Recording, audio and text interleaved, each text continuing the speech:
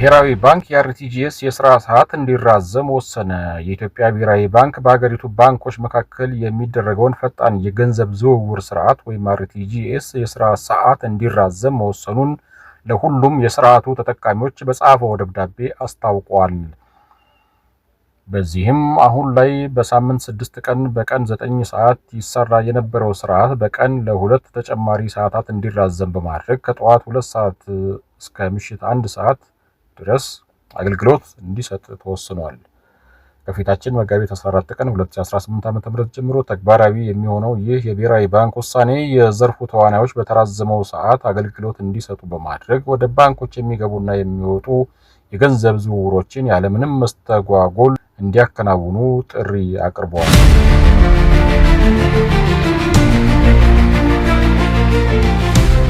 በህገወጥ መንገድ ነዳጅ ሸሽገው ሲሸጡ የነበሩ 26 ግለሰቦች በቁጥጥር ስር ዋሉ። በሐረር ከተማ በህገወጥ መንገድ ሲሸጥ የነበረው ነዳጅ የሐረሪ ፖሊስ ኮሚሽን ባደረገው ኦፕሬሽን 26 ግለሰቦች ነዳጁን የሸጡና በመኖሪያ ቤት የሸሸጉ በቁጥጥር ስር እንደዋሉ የሐረሪ ክልል ፖሊስ አስታውቋል። በሁሉም ወረዳዎች በተደረገው ጥናት 4469 ሊትር በጀሪካን እና በፕላስቲክ ጠርሙስ ተሞልቶ ከተደበቀበት ቦታ በተደረገው ኦፕሬሽን በቁጥጥር ስር መዋሉን ተናግረዋል። ይህ ህገወጥ ተግባር መቀጠል እንደማይችል እና ጠንከር ያለ ክትትል ቁጥጥር በማድረግ እርምጃ እንደሚወሰድ ተነግሯል። ነዳጅ ማደያዎች በዚህ ህገወጥ ንግድ እጃቸው ያለባቸው ላይ ቀጣይ ተገቢው ማጣራት ከተደረገ በኋላ ህጋዊ እርምጃ እንደሚወሰድ ነው የተገለጸው። በከፍተኛ ዋጋ ለዜጎች አገልግሎት እንዲውል መንግስት ወደ ሀገር ያስገባው ነዳጅ በአቋራጭ ለመክበር ከማደያ ውጪ በየመንደሩና በመደብሮች ውስጥ የሚካሄደው ንግድ ተገቢ እንዳልሆነ ገልጸው ነዳጅ የሚሸጠው በማደያ ብቻ መሆኑ ተገልጿል።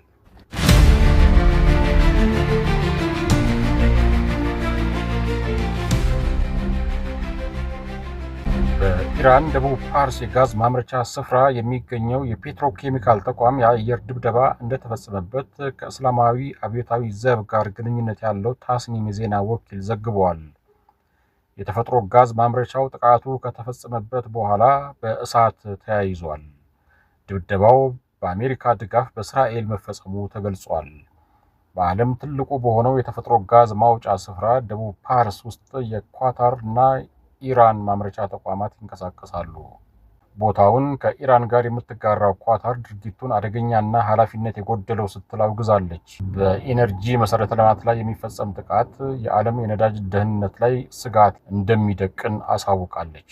ኦማንና የተባበሩት አረብ ኤሚሬትስ አደገኛ ሲሉ ጠርተውታል። በሌላ በኩል የኢራን እስላማዊ አብዮት ዘብ ሳዑዲ አረቢያ፣ የተባበሩት አረብ ኤሚሬቶች ኳታር ውስጥ በሚገኙ ነዳጅ ማውጫዎች ላይ ጥቃት እንደሚሰነዝር አሳውቋል።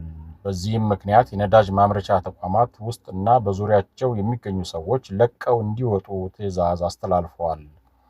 ሰራተኞችና ነዋሪዎች ከሚከተሉት ነዳጅ ማዕከላት አቅራቢያ እንዲርቁ ማስጠንቀቂያ ተሰጥቷል። ሳምራፍ የነዳጅ ማጣሪያ ሳዑዲ አረቢያ፣ አልጁቤይል ፔትሮኬሚካል ማምረቻና ማሳኢድ ኩባንያ ሳዑዲ አረቢያ፣ አልሆሳን የጋዝ ማውጫ ቦታ የተባበሩት አረብ ኤሚሬትስ፣ ራስ ላፋን የነዳጅ ማጣሪያ ኳታር። እነዚህ የነዳጅ ማዕከላት ቀጥተኛና ተገቢ ኢላማዎች በመሆናቸው በሚቀጥሉት ሰዓታት ውስጥ ጥቃት ይፈጸምባቸዋል ብሏል መረጃው።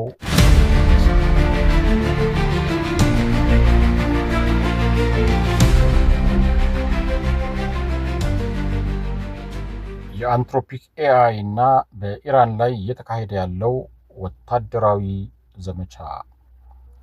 በአሜሪካ መንግስት የብሔራዊ ደህንነት ስጋት ተብሎ በይፋ የታገደው አንትሮፒክ ኩባንያ አሜሪካ በኢራን ላይ ለምታካሂደው መጠነ ሰፊ ወታደራዊ ዘመቻ ዋነኛ የጀርባ አጥንት ሆኖ መገኘቱ አነጋጋሪ ሆኗል። የአሜሪካ ጦር በኢራን ላይ ባደረገው ጥቃት የኩባንያውን ክላውድ የተባለ የሰው ሰራሽ አስተውሎት ወይም ኤአይ ሞዴል በከፍተኛ ደረጃ የተጠቀመበት መሆኑን የዋሽንግተን ፖስት መረጃ አመላክቷል። በተለይ በዘመቻው የመጀመሪያዎቹ 24 ሰዓታት ውስጥ ብቻ ይህ ኤአይ ከ1000 በላይ ኢላማዎችን በመለየትና የጥቃት ቅደም ተከተል በማውጣት ረድቷል ተብሏል። ክላውድ ከፓላንቲር ማቨን ስማርት ሲስተም ጋር በመቀናጀት ከሳተላይቶችና ከድሮኖች የሚመጡ እጅግ ግዙፍ መረጃዎችን በሰከንዶች ውስጥ በመተንተን ለጦር አዛዦች ውሳኔ እንዲሰጡ እያደረገ ነው። ይህ ዜና ግርምት የፈጠረው የትራምፕ አስተዳደር ከጥቂት ሳምንታት በፊት አንትሮፒክን የግራ ዘመም አመለካከት ያለውና ለሀገር መከላከያ የማይመች በሚል በቁጥጥር ስር ለማዋልና ቴክኖሎጂውን ለመውረስ በመንቀሳቀሱ ነው። የሀገር መከላከያ ሚኒስትሩ ፒት ሄግሴዝ ኩባንያው በኤአይ ሞዴሉ ላይ የገነባቸው ጉዳዮች የአሜሪካን ወታደራዊ የበላይነት ያደናቅፋሉ በሚል ክስ አቅርበውባቸዋል። ኩባንያው በበኩሉ ቴክኖሎጂው በራሱ ውሳኔ ሰዎችን እንዲገድል ወይም የሰብአዊ መብት ጥሰት እንዲፈጽም እንደማይፈልግ በመግለጽ ጥብቅ መከላከያ ሲያደርግ ቆይቷል። ምንም እንኳን መንግስት ኩባንያውን ጎጂ አድርጎ ቢፈርጅም በኢራን ያለው ጦርነት ግን ያለ አንትሮፒክ ቴክኖሎጂ ውጤታማ ሊሆን አልቻለም። ኦፕን ኤአይ እና የኢሎን መስክ ኤክስ ኤአይ የመንግስትን ፍላጎት ለማሟላት ውል ቢፈርሙም የጦር ግንባር መረጃን በመተንተን ረገድ ግን አሁንም የአንትሮፒክ ቴክኖሎጂ የተሻለ ብቃት አሳይቷል። ይህም መንግስት በአንድ በኩል ኩባንያውን እያሳደደ፣ በሌላ በኩል ግን ቴክኖሎጂውን ለጦርነት እንዲጠቀምበት አስገዳጅ ሁኔታ ፈጥሯል። የዋሽንግተን ፖስት ምንጮች እንዳሉት የአሜሪካ መንግስት በሚቀጥሉት 6 ወራት ውስጥ አንትሮፒክን ሙሉ በሙሉ ከወታደራዊ መዋቅሩ አስወግዶ በሌሎች የኤአይ ኩባንያዎች ለመተካት አቅዷል።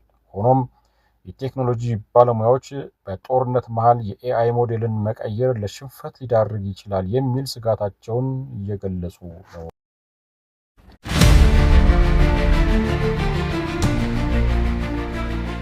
የዓለም የነዳጅ ዋጋ በአንድ ጀንበር በ10% አሻቀበ።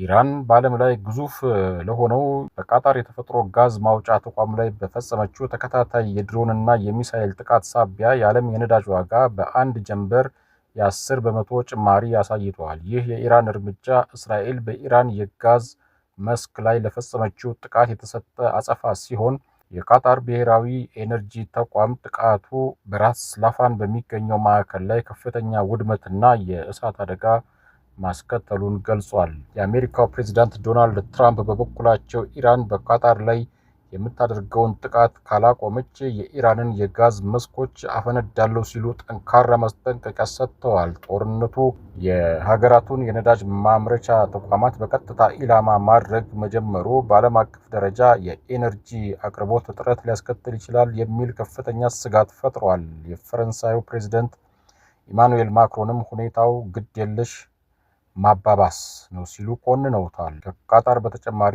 በኩዌት እና በሳውዲ አረቢያ የነዳጅ ማጣሪያዎች ላይ የድሮን ጥቃቶች መፈጸማቸው ተዘግቧል። ሳውዲ አረቢያ ጥቃቱን ተከትሎ አስፈላጊ ከሆነ ወታደራዊ እርምጃ የመውሰድ መብቷ የተጠበቀ መሆኑን ስትገልጽ፣ ቃጣር በበኩሏ በሀገሪቱ የሚገኙ የኢራን ወታደራዊ አታሼዎችና ሰራተኞች በአስቸኳይ ለቀው እንዲወጡ አዛለች። ይህ ቀውስ የዓለምን ኢኮኖሚ ለዓመታት ሊጎዳ የሚችል የጦርነት ምዕራፍ መሆኑ ተነግሯል።